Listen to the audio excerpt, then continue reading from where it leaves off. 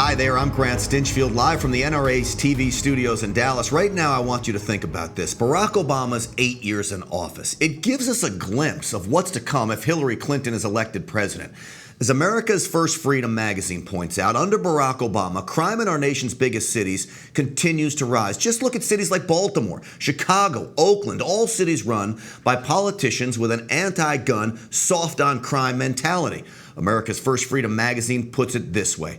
While Hillary Clinton and her fellow elitists in positions of power either exempt themselves from the law or change the law after it's been passed to give themselves a loophole, they also impose more and more laws that punish law-abiding people while refusing to enforce existing laws against those who terrorize and traumatize our country. Hillary Clinton will only give us more of that. I'm tired of being told how to live my life by elitists who think they know better than me about what's right for me and my family. Well, we know what Carly Twisselman thinks about gun ownership, and she is at an amazing place. It's the Forward Movement Training Center in Boise, Idaho. Carly, it's great to have you on the show.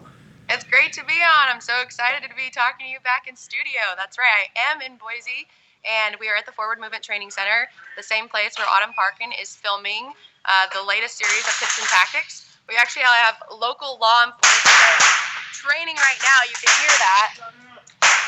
They're in a scenario village is what they call it. So it's a whole house built to practice attack scenarios. And so we want to point out too, Carly, that those are not real bullets they're firing. Those are training rounds. Actually, they are not real bullets.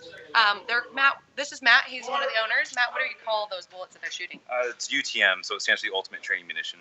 Okay, so they don't actually fire anything. It's just a loud sound. So Matt, we're looking at the catwalk there, and down to law enforcement coming in. I imagine you're going to put Carly through some tests and that later. Say that again, Grant. I said I imagine. Are you Carly going to go through some scenarios later? Well, I don't know. It's kind of intimidating, but he's been trying to get me to do it.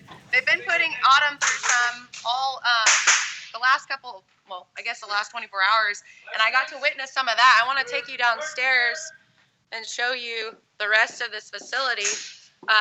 Here's Autumn. She's making our latest series of tips and tactics.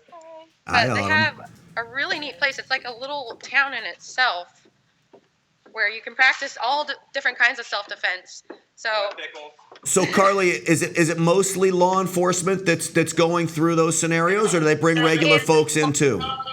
A lot of law enforcement today, but they also have it's civilian training as well. So you can sign up for a membership and come train with them and learn basically self-defense tactics. And I see they have the K-9 unit out there training as well. Sorry,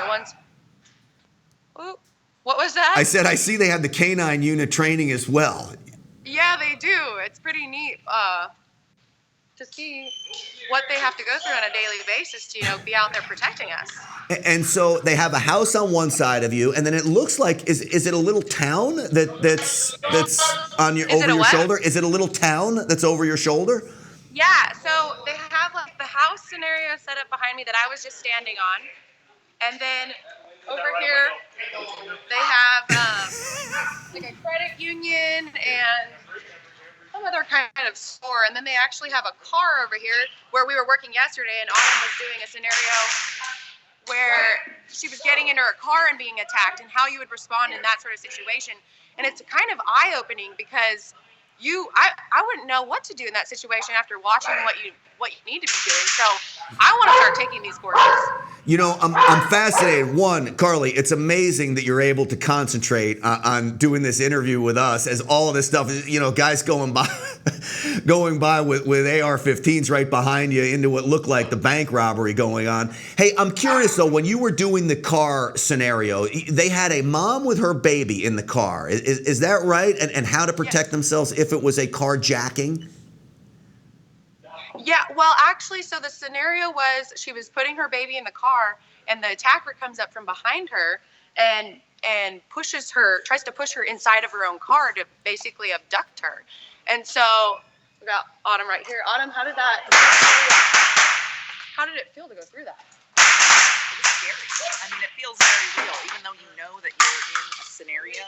Your your body's still processing all that. So It was just pretty intense to watch. So Autumn, you're obviously very well trained at all this as a pistol instructor, and you know you've been through your own traumatizing experiences, which I'm sure has motivated you to get involved in all of this. I'm curious, when you're in a car, your baby's in the car with you, someone comes up behind you. How do you get to your gun? Do you recommend that people keep their gun on their waist? You know, mine is in my glove compartment. I'm not going to be able to get to my glove compartment if somebody surprises me. This is something you're going to see on Tips and Tactics. Absolutely. You know, I choose to carry appendix. It's different for everybody, but that's my choice. I can access it, you know, easily with either hand, so it's always something to take into account. And it was something Matt was saying about forward movement training is, you know, you are being on the offense. So when you're being attacked, you don't take defense, you don't run away, you go towards your, I guess, attacker and try to defend yourself on the offense, I guess is how you would say it. Yes, and again, you know, a firearm is a tool. You need to have other skill sets to be able to defend yourself. Yeah, and clearly training is the key to all of that. I mean, without practicing scenarios like that, you can't be expected to be able to perform. I mean, I would imagine even in that scenario, Autumn, that your heart rate probably went through your chest, and you know it's practice. Yes, it happens every time. Every time. That was something that went through the whole training technique like 10 times yesterday. And every time she was like, oh my gosh, my adrenaline is just on the, you know, ceiling. My heart is pumping, and it does it every single time. Every time. Yeah, every time. Well, we can't wait to see Tips and Tactics and what you're shooting out there, Carly. It's amazing to watch it kind of live unfold as you're doing it, so I can't wait to see the final product. I know. I can't wait to see it either. It's been pretty neat out here. Hey, Autumn, Carly, thank you so much for sharing some time with us today. Thank you.